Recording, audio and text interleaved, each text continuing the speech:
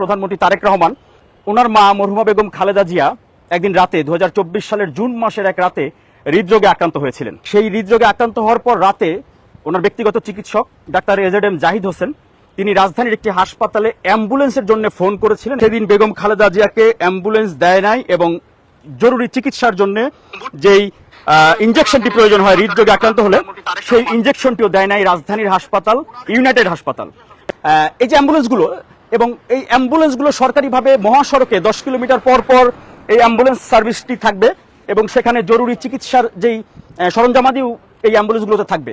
এখন এই যে প্রধানমন্ত্রী তারেক রহমান তিনি কিন্তু এবার বাজেটেও অ্যাম্বুলেন্সের জন্য স্বাস্থ্য খাতের এই অ্যাম্বুলেন্সের জন্য কিন্তু বিশেষ বরাদ্দ রেখেছেন। কোনো সেন্ট্রাল অ্যাম্বুলেন্স সার্ভিস তাও মহাসড়কে মানে যেই সাধারণ মানুষ যারা দুর্ঘটনাপ্রবণ যে এলাকাগুলো আছে সেই এলাকাগুলোতে যাতে অ্যাম্বুলেন্স সার্ভিসটি পায়। কারণ আমরা নর্মালি দেখি যে দুর্ঘটনার পরে অ্যাম্বুলেন্স পাওয়ার সুযোগ কিন্তু থাকে না, অ্যাম্বুলেন্স নেই, অ্যাম্বুলেন্স পাওয়া যায় না।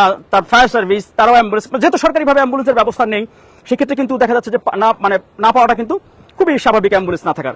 সেইভাবে কিন্তু উনি এবার তারেক রহমানের সরকার অ্যাম্বুলেন্স সার্ভিস এই সরকারিভাবে সেন্ট্রালি চালু করা হয়েছে। প্রাথমিকভাবে সম্ভবত 60টি অ্যাম্বুলেন্স দিয়ে এই কার্যক্রম শুরু হয়েছে এবং সেই অ্যাম্বুলেন্সগুলো অত্যাধুনিক মানের এবং সবগুলোতেই জরুরি চিকিৎসা সরঞ্জামাদিও থাকবে এই অ্যাম্বুলেন্সগুলোতে।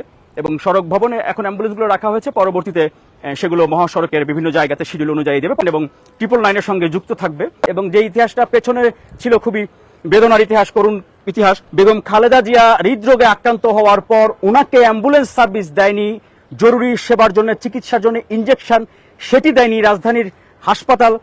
তারপরেও উনি কখনো প্রতিশোধ পরায়ণ না হয়ে নিজে কি করলেন, নিজে উনি অ্যাম্বুলেন্স সার্ভিসটাকে সবচেয়ে গুরুত্ব দিয়ে তিনি আমাদের জন্য, আমাদের নাগরিকদের জন্য তিনি অ্যাম্বুলেন্স সার্ভিসটি চালু করায় অগ্রাধিকার দিয়ে সেটি কিন্তু এরই মধ্যে উদ্বোধন হয়ে গেল। খুবই নীরবে এই আলোচনা বা এই প্রচারণা নেই। এরপরে হচ্ছে যে এই খবরগুলো হয়তো মানে ওইভাবে করে আমাদের সামনে আসেনি বা এই খবরগুলো সেইভাবে করে আমরা হয়তো জানি না বা প্রচারও হয়তো হয়নি।